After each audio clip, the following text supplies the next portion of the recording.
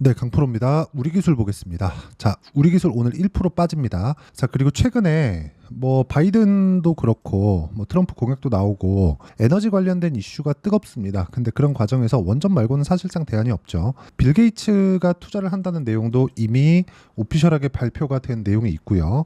이미 빌 게이츠는 관련된 사업을 하고 있는 중이었습니다. 뭐 그래서 SMR 관련된 쪽으로는 사실상 원래부터 관심이 굉장히 많이 가지고 있었다. 근데 정부 정책에 대한 방향까지 이쪽 방향으로 가기 때문에 원전에 대한 부분은 하나만 딱 남아 있습니다. 고가에 대한 매물 소화 과정. 이것만 딱 남아 있습니다. 당연히 미국의 피어 그룹도 있죠. SMR, 그렇죠? 요게 SMR이 소형 모듈 원자로인 것도 있지만 여기서 뭘 봐야 되느냐? 그것도 있습니다. 뉴스케일 파워. 그렇죠? 뉴스케일 파워의 심볼이 SMR이에요. 자, 그렇기 때문에 우리가 지금 미증시에서 뉴스케일 파워도 강세, 그리고 약간 조금 주춤했었던 두산 에너빌리티도 지금 최근에 상당히 강한 움직임을 다시 보여주고 있습니다. 하나 남아 있어요. 딱 고가에 대한 매물 소화 과정. 이 구간을 내가 어떻게 해야 되는지 그 내용에 대해서 이해를 하고 파악하는 게 중요합니다. 그러기 위해서는 이평선에 대한 위치, 그리고 어떤 지금 위치에 있는지, 그렇죠? 주가가 그 상황을 파악하는 게 중요합니다. 왜? 미래가 정해져 있으니까. 미래가 정해져 있으면 앞으로 좋아질 만한 부분이 결정이 돼 있다는 거잖아요. 그렇기 때문에 우리가 이 구간에서 어떤 관점에 의해서 주가를 공략할 건지 그 내용에 대해서 이해를 하고 넘어가자는 겁니다. 그러기 위해서는 아까 전에 말씀드렸었는데 구조가 어떻게 돌아가는지 첫 번째로 알아야 돼요. 자, 우리 기술이 움직이기 전에 나왔었던 종목이 있죠. 그게 두산입니다. 두산이 정확하게 3월 달에 고가 돌파를 했고 강세 구간을 만들어냈고요. 이쪽 구간에 두산 에너빌리티도 강한 움직임, 그리고 위에 뭐가 있었죠? 우리 기술까지 강한 움직임을 보였었는데 그 이후에 당연히 고가 돌파 이후에는 매물 소화 과정이 필요합니다. 근데 매물 소화 과정을 가장 적은 폭으로 받은 종목이 두산이에요. 그래서 지금 두산이 가장 먼저 움직임을 먼저 만들어냈다는 거죠. 그리고 나서 우리 기술이 갔고 그리고 나서 두산 에너빌리티가 움직인 겁니다. 자, 그러다 보니까 지금 조정을 받는 과정에서 원전에서 지금 전통적인 대장은 두산 에너빌리티입니다. 뭐 요거는 다들 아실 거예요. 근데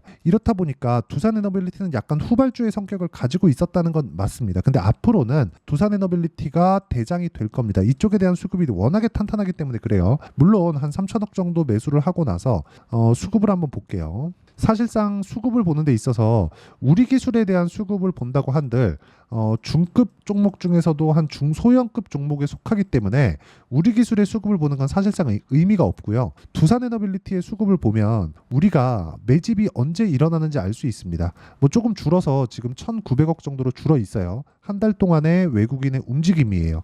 물론 올라가는 과정에서 개인은 계속해서 매도를 하고 있고 어저께도 반등을 하니까 개인이 엄청난 매물을 쏟아냈는데 이 구간을 외국인과 기관이 다 받아 먹었습니다. 한 달 동안에 거래된 내역을 보더라도 어느 정도 매수했나요? 1,900억, 300억 이렇게 2천억이 넘는 자금을 매수를 했습니다.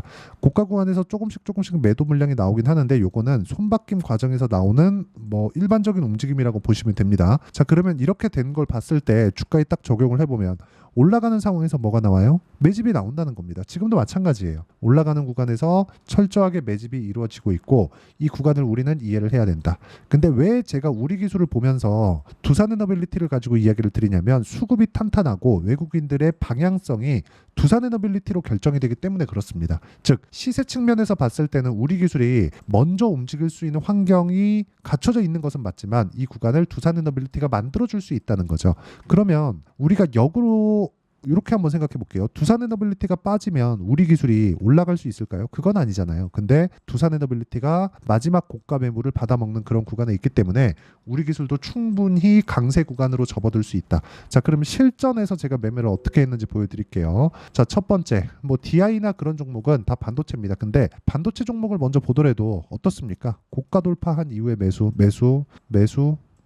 그쵸? 그리고 매도 이런 식으로 매매 진행이 됩니다. 그랬을 때 뭐 14%, 26% 이런 정도의 수익이 계속해서 발생을 하고 있고 그리고 실제로 원전 관련된 내용을 매매한 내용을 보면 여전히 고가 돌파한 구간에서 매매를 하죠. 그랬을 때 뭐 14.7% 이런 식의 상황이 발생을 한다는 점. 그리고 연결되는 게 이제 우리 기술이죠. 두산을 매매하고 나서 바로 진입을 한 거고 그런 결과 23%씩 이렇게 수익 구간을 만들어냈다는 점이 중요합니다. 그리고 나서 매매한 게 두산 에너빌리티다. 이런 구간이 진짜 중요한 거예요. 내가 언제 매수하고 언제 팔 각을 잡는지 그러기 위해서는 앞단에서 끌고 가는 종목이 있는지 뒤에서 밀어주는 종목이 있는지 그 부분을 판단을 하는 게 중요하고 지금 원전은 앞에서 끌고 가는 건 SMR 그리고 뒤에서 밀어주는 거는 여기입니다. 두산 에너빌리티. 그럼 중간에 끼어 있는 우리 기술은 어때요? 당연히 조정을 받아서 보유하고 있으려면 어떻게 해야 됩니까? 그 전에 수익을 보고 있었으면 좋겠죠. 그래서 먼저 강했었던 종목군들 위주로 우리가 매매를 이끌어 가야 된다고 이야기를 드렸었던 거고 이런 구간이 완성이 되면 그쵸?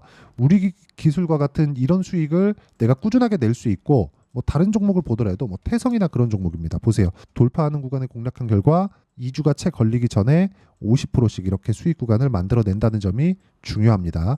자, 그리고 원전은요. 원래부터 전통적인 급등주 테마입니다. 이번에도 다르지 않을 거라고 생각하고 성장주, 그렇죠. 성장 테마가 형성되기 위해서는 두 가지 중에 하나가 나와야 돼요. 정부 정책의 방향 또는 대기업의 투자. 지금 원전은 두 가지 모두 진행이 되고 있는 상황입니다. 그럼 이 구간에서 우리가 얼마에 매수해야 되는지를 그 내용이 중요하다고 말씀을 드리는 거고 우리 기술은 지금 매수해야 되는 가격대가 있지만 기간을 좁혀야 되는 상황에 있기 때문에 우리가 어느 타점을 공략해야 되는지가 중요하고 그 내용을 어떻게 공략을 해야 되는지 제가 보여드린 거예요. 가격을 보고 확인을 하자.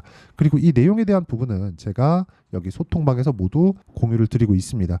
여기 보면 뭐 YC나 그런 종목도 있고 원익 QNC, 이수페타시스 뭐 이런 종목군들이 있습니다. 근데 이런 종목군들이 모두 고가 돌파 종목이라는 점이 있고 여기 지금 제가 보여드리고 있는 태성 같은 종목군들도 검색을 해보면 명확하게 나옵니다. 자 보시면 6월 3일 날 정확하게 태성 공략한 내용이 있죠. 그랬을 때 수익은 50%. 그리고 우리 기술 같은 경우에도 자 내용 보시면 6월 12일 날도 매수를 했고요. 그리고 맨 첫 번째 매수를 한 거는 여기입니다. 5월 23일 8시 59분 이런 식으로 매매가 진행되는 거예요. 근데 이렇게 매매를 하기 위해서는 정확하게 고가 돌파에 대한 이해가 필요하고 고가 돌파에 대한 이해는 여기 소통방에서 실시간 시세를 토대로 제가 진행하기 때문에 그렇죠. 소통방에 들어와서 배우시면 되고요. 소통방은 무료로 진행하고 있으니까 구독과 좋아요 눌러주시고 상단에 있는 전화번호로 구독 또는 소통이라고 문자 보내주시면 이평선과의 이격 또는 그렇죠. 배열도를 어떻게 내가 구분짓고 판단할 수 있고 계산할 수 있는지 그 내용에 대한 부분을 집중적으로 제가 교육을 시켜드리도록 하겠습니다. 그리고 무엇보다 이렇게 수익을 보기 위해서 그렇죠. 2주가 채 걸리기 전에 20%씩 이렇게 수익을 내기 위해서 내가 어떤 관점으로 매매를 진행을 해야 되는지 그 내용에 대한 부분도 함께 이야기를 드리도록 할 테니까 소통방에 들어와서 배우시면 되고요. 무엇보다 중요하게 보셔야 되는 건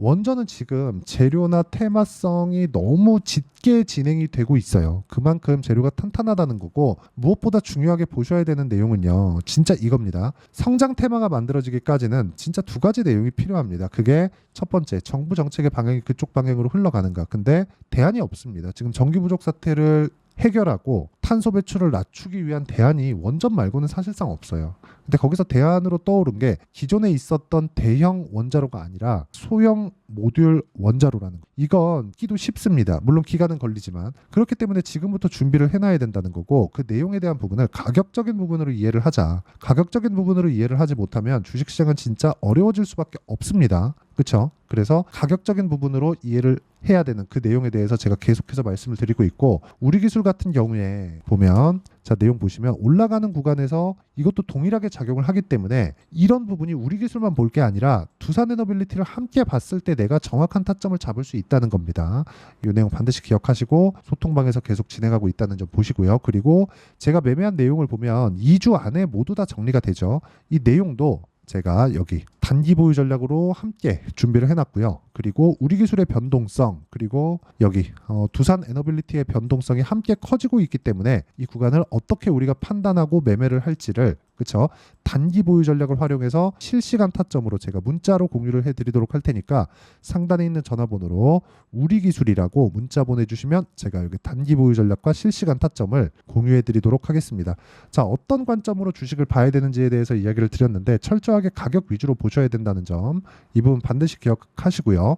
무엇보다 중요한 건 주식시장은 철저하게 미래 가치를 반영하는 과정에서 가격이 먼저 뜨기 때문에 가격 먼저 보고 그 다음 좋아지는 내용이 어떤 게 있는지 보자. 근데 우리 기술은 앞뒤가 똑같습니다. 그래서 제가 계속해서 매매를 하고 있는 거고요. 두산 에너빌리티까지 지금 보유하고 있는 겁니다. 이 내용에 대한 부분을 어떻게 판단을 해야 될지, 그리고 가격대를 어떻게 잡아야 될지를 다시 이해를 시켜드리도록 할 테니까 영상 끝까지 시청하시고요. 모든 분들이 성공 투자하셨으면 참 좋겠습니다. 자, 24년도가 돼도 여전히 시장은 녹록지 못합니다. 이런 상황이 벌어지는 건 어쩔 수 없습니다. 이런 상황에서도 수익이 나는 종목들의 구조는 변하지 않습니다. 즉 대시세 종목에 대한 구조는 변하지 않는다는 거고, 실제 제가 소통방에서 지속적으로 이야기를 드리고 있는 내용도 대시세 종목이나 시장 주도주를 공략하는 건 철저하게 가격 분석을 하라고 이야기를 드리고, 가격 분석 이후에는 이슈에 대한 파악, 그리고 이슈를 파악하고 나서는 다시 내가 얼마에 매수할지 그 타점에 대한 부분을 지속적으로 언급을 하고 있습니다. 자, 근데 생각해 보세요. 시장이 굉장히 어려웠습니다. 어려운 상황에서의 어떤 종목들이 강했냐 보면 반도체와 그리고 바이오입니다. 자, 실제 여기 보면요.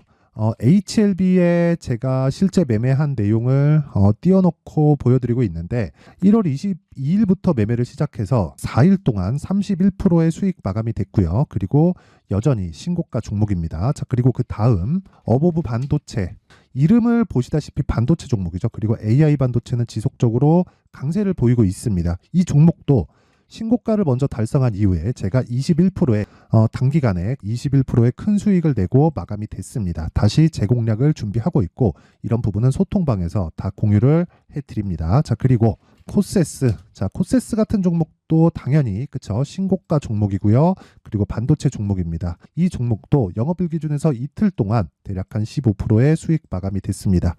내용을 한번 보시면 어떻습니까? HLB를 포함해서 뭐 30%, 20%, 뭐 15% 이런 식의 수익이 지속적으로 발생하고 있는데, 이 세 종목 모두 다 신고가 종목이고 1월 달에 시장이 약세를 보이고 있는 구간에서도 강했었던 그런 종목입니다. 특징점이 하나 있는데 그 이슈에 앞서서 가격이 먼저 반영했다는 거죠. 그렇게 제가 가격을 먼저 보고 이슈에 대해서 파악하는 이유는 결과적으로는 큰 시세를 먹기 위한 사전 준비 작업입니다. 실제로 큰 시세를 먹기 위해서 사전 준비 작업을 했을 때 여기 레인보우 로보틱스 127%, 그리고 ISC 98%, 그리고 한미반도체 97%의 큰 수익을 내는 상황을 만들 수 있습니다. 어떤 식으로 소통방에서 진행됐는지, 그쵸? 그 상황을 제가 이야기를 드린 건데, 이런 상황도요, 당연히 신고가를 공략했을 때 가능한 겁니다. 자, 그러면 이번에도 마찬가지입니다. 그쵸? 정부 주도의 코리아 디스카운트 해소 방안이 2월 달에 발표를 하고요. 그리고 2월 달에 발표된 내용을 토대로 주가가 움직이는 게 아니라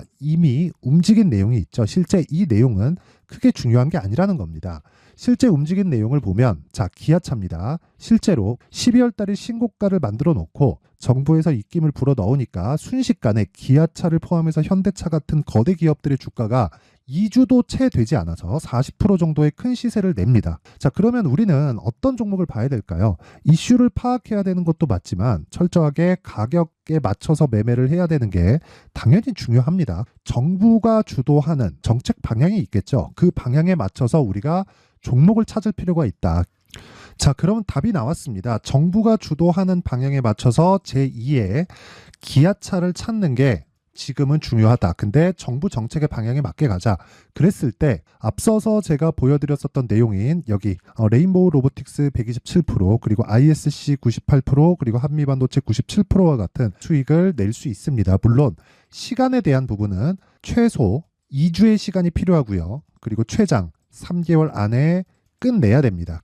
자, 기아차의 시세를 보셨던 것과 같이 2월 달에 정부 정책의 방향이 결정되고요. 바로 3월 달이면 시행입니다. 자, 그러면 우리는 거기에 맞춰서 당연히 종목을 찾아야 되고, 제가 제2의 기아차를 찾아놨습니다. 제가 아까 전에 소통방에서 이야기를 드렸었던 내용 다 공개를 해드렸는데, 그 내용처럼 종목만 받고 싶다 하시는 분들은요, 상단에 있는 제 전화번호로 대시세, 자, 대시세라고 문자를 보내주시면 정부 정책의 방향에 맞는 종목을 모든 분들에게 무료로 공개를 해드리도록 하겠습니다. 자, 제가 원하는 건 채널 성장이 목적입니다. 자, 그래서 구독과 좋아요 꼭 좀 부탁드리고요. 모든 분들이 정부 정책에 맞는 방향으로 매매를 이어가서 큰 수익 보셨으면 좋겠습니다.